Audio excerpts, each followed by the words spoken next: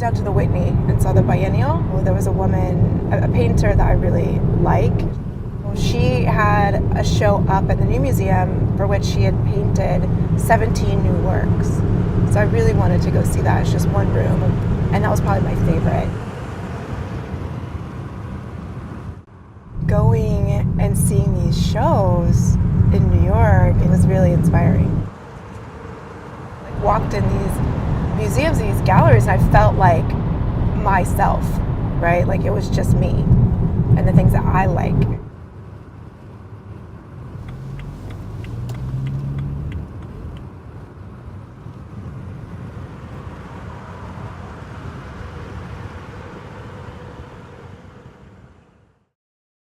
I picked this career because there are moments when I'm teaching something really difficult, or, I literally get to see like the light bulb go off, right, in people's head when they finally understand what is this idea of being with a capital B.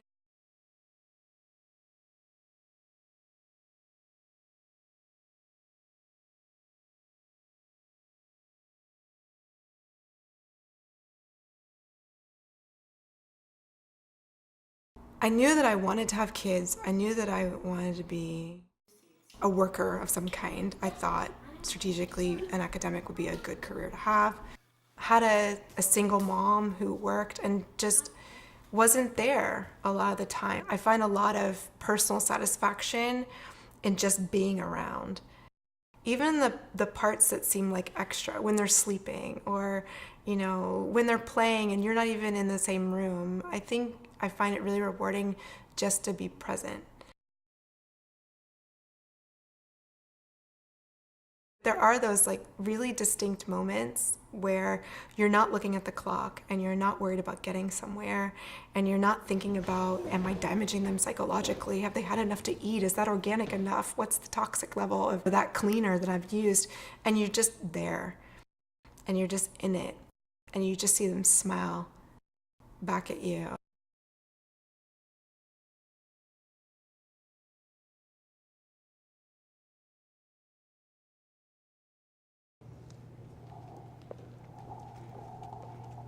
I currently work as a design producer for the brand team.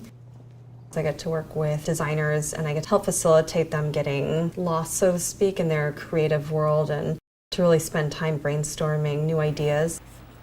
Whereas I'm kind of keeping time, keeping schedule, and making sure that we're handing off deliverables. My husband and I were invited with a bunch of other veterans, and they flew us out to San Francisco. I was mind blown. It's a creative industry, it's fast paced. I have the same goals and missions. This is where I need to be.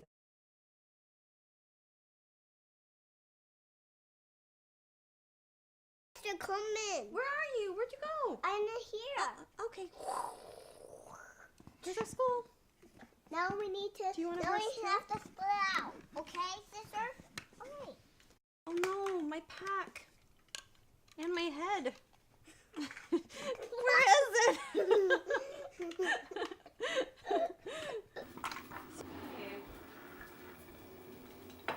Braces, so I can't just eat cookies whenever I want, like you. When I hear the word mama, like, and mama, watch me, or just look at me, and that they find me so important. Look how we make the sandwich. This is so amazing. How could you live without this?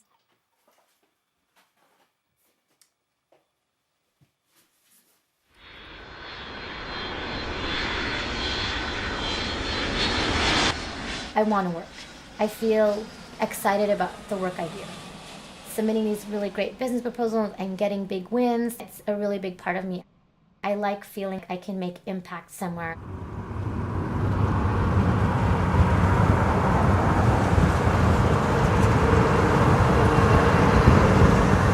I'm in charge of fund development for critical programs for the poor in both Colombia and the Philippines. I felt the need to work with women who didn't necessarily have the networks, the connections to pull themselves up from their bootstraps. They just need a little bit of help. I'll be in New York City in the next couple weeks, and then Mexico City in a month, and then possibly Argentina.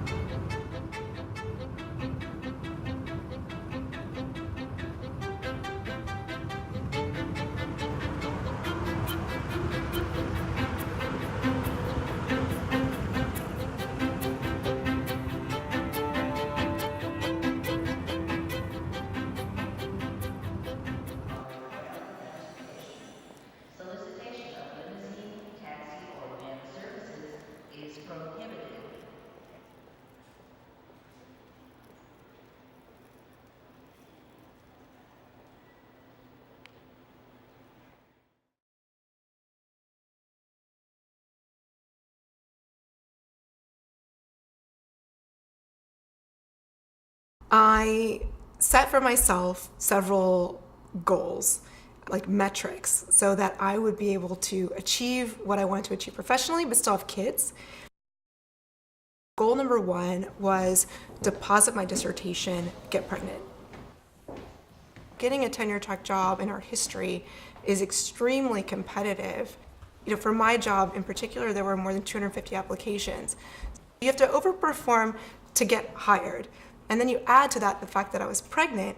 And so I had to overperform because of my pregnancy, lest they think that I was slacking off somehow. So perfect timing, and the baby would be born over the summer. Take any time off, I could go right back to teaching. Everything would be great. That would actually hold them in position. Luciano was 12 days late.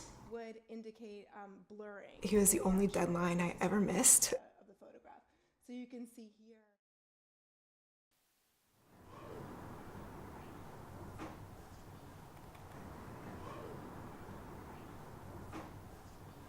Becoming a director, I was really hitting my peak, and I needed to start working on trying to eventually have a baby.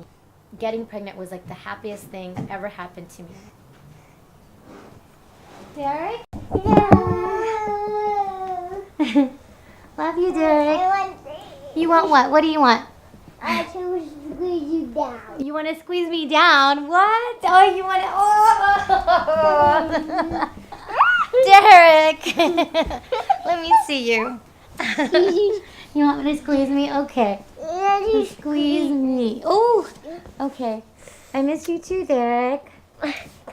Oh, wow. I'm just squeeze you. Whoa. Okay, Derek. When I was pregnant, I managed a team of 4 people that I trained and developed, working with really innovative companies that are all about sustainable sourcing. So there's a care about the environment, there's care about the people who are farming. I felt really connected to the clientele that I worked with.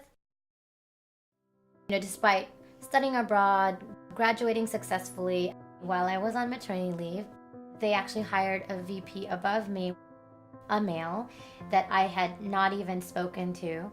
And I wasn't even part of the process of interviewing because they felt like now that I'm returning back, like what would have been my focus and commitment, so they had to bring someone above me.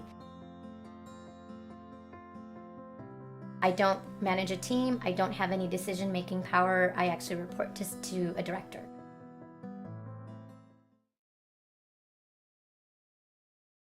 A lot of academics I know are also perfectionists. We're like the overachievers. We go to like school for decades and we are at the front of the classroom and we're taking notes and we want to impress everyone. And then I got this baby that was not the baby I expected.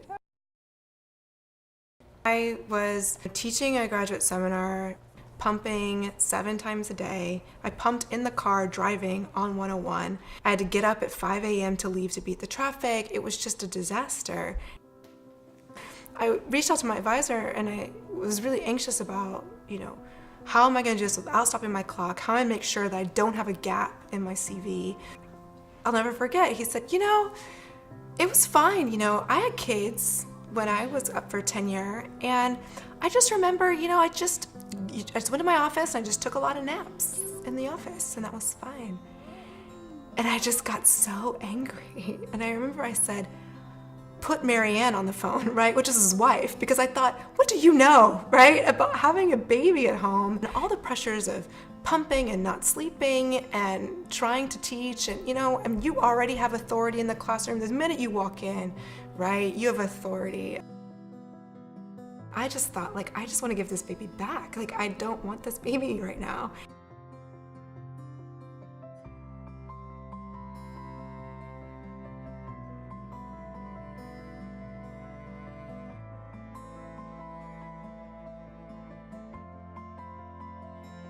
My mother raised me with the idea that being a mother is one of the greatest things that you could do in the world.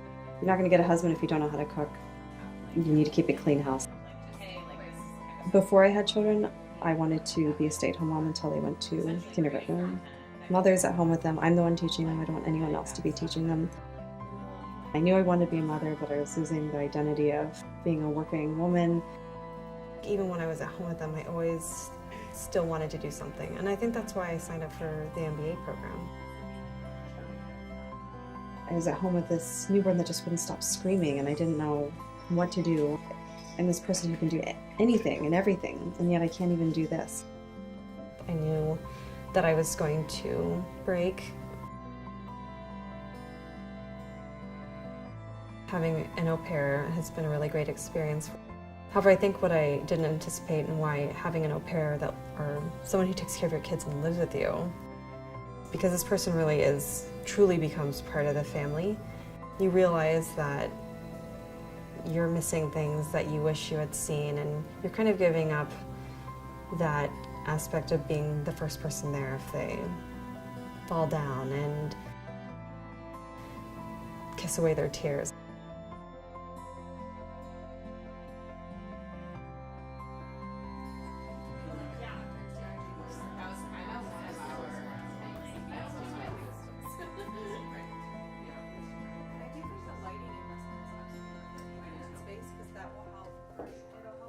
My first child, I put off my book. I was pregnant with my second, and I, thought, wow, like, I really want to spend more time with the second as a baby than I got to with the first. I went back too soon, and I thought, how can I do this but not miss out on the babiness? I'll get it. I'll just hire a nanny. I'll only work when she's sleeping, and then I'll get all the baby stuff in. And then I realized the thing that I missed with the second was I missed just holding her while she was sleeping. I never did that. I never held her while she was sleeping.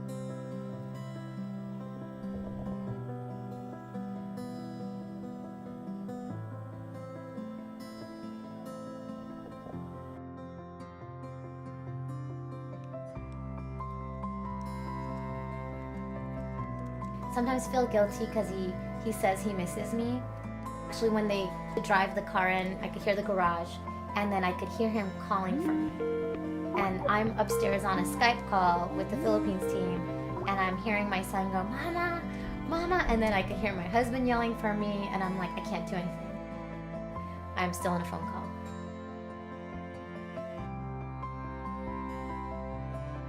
Going that way? 从那边走。You can't go. Why? Okay. There, Daddy fixed the train track. 你要不从那边走？ I feel guilty when I don't get to go to the Academy of Science and spend 3 hours and seeing his eyes like light up, seeing the white alligator.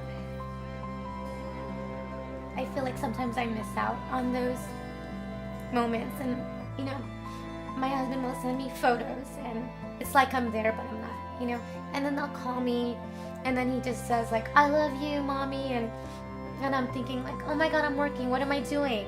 Why am I working on a Saturday? I should be at the zoo. I should be at the academy. What am I doing?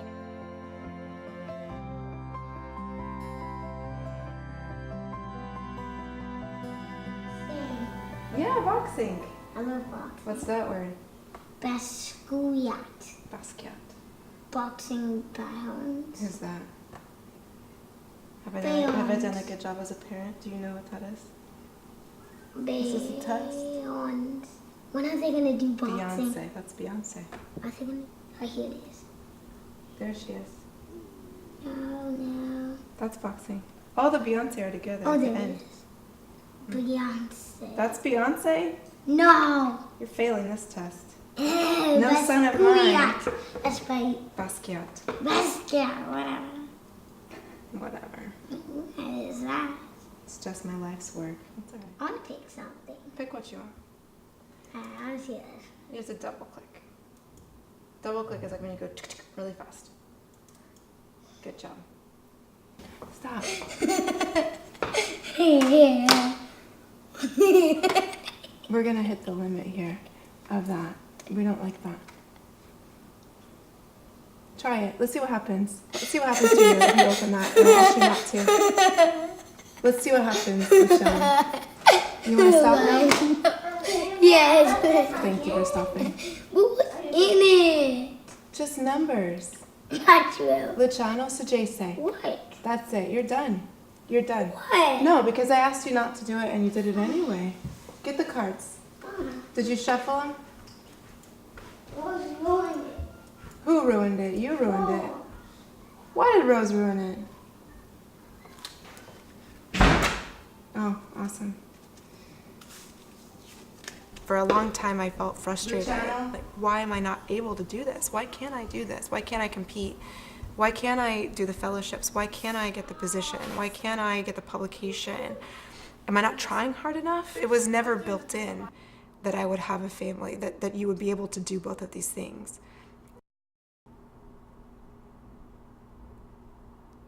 I feel like the deck is kind of stacked against me. What are you doing? I'm trying to count. F? Why is that an F? What's an F? That. Because it's O.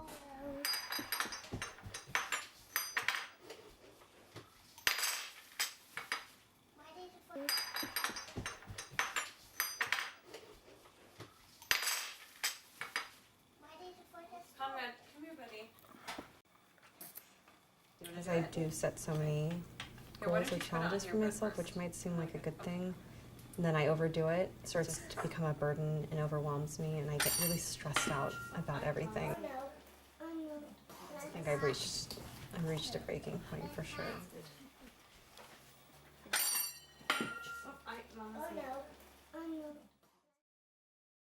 With every baby, there's always been this moment where you're reminded of how things haven't changed. After maternity leave, I get this email from my dean, and it says, "Oh, I hear you're interested in being graduate chair. You should know that we're taking nominations now." And I thought, well, that's strange because this is the same dean that told me I would come back as graduate chair. So I felt like I was pressured to giving up my administrative position so that I could take this other position that was promised to me. And, I really feel that I'm being, punished for taking time off. At this point, I went from undergrad chairship on my way to graduate chairship to nothing.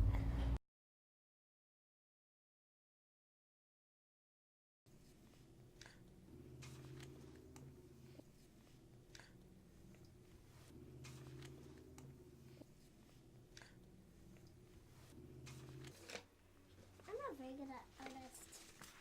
Well, I think you're a pretty good artist, but you just need to practice. It was just really hard for me to say that I couldn't do it. I even called my sister and I said, I'm taking the semester off and I'm just going to relax. She's like, Cass, you only have 4 classes. What are you doing? Like, knock it out. And then when you're done, you're done. Lon has what? Black hair. Yeah, she does. Oh! It's okay. It's all right. It's all right. Put It's all right. on It's all right. yours. It's okay. Here, Conrad, do you want to color in here? Here, you have to get water and you have to get the paints. There we go. Here, do you want me to help you? Check it out. All right. See? Here, there. They're all kind of wet. It's okay. It's okay. I promise I will mix them up. Thanks, Vienna. I promise. I really Oops. promise. Here, let's move this a little bit so you have some space.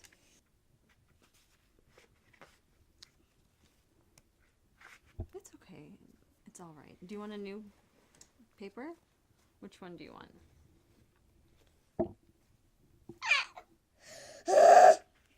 Yeah, it's all right. It's okay. It's okay. Look at this. It's okay. You know what? It's fine. No. So why am I even doing this? Why am I doing this MBA? What am I going to do with it? I'm not going to let this job go. I really like working here. I'm obviously not going to let my family go.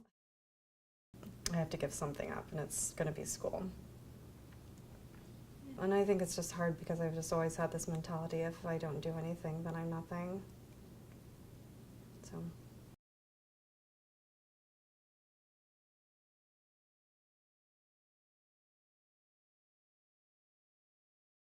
It can be heartbreaking, but to realize that, you're not special. You're not. Here I am A tenured professor with, an administrative position, giving international lectures, winning national book awards, and I still get punished. Is that I realized that no matter what I did, this was going to happen. That it was inevitable.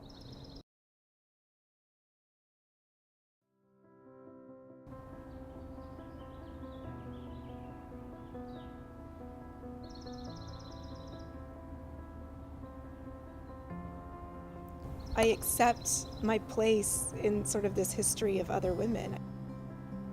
I'm part of this tribe, people that fight despite the fact that it seems to do nothing.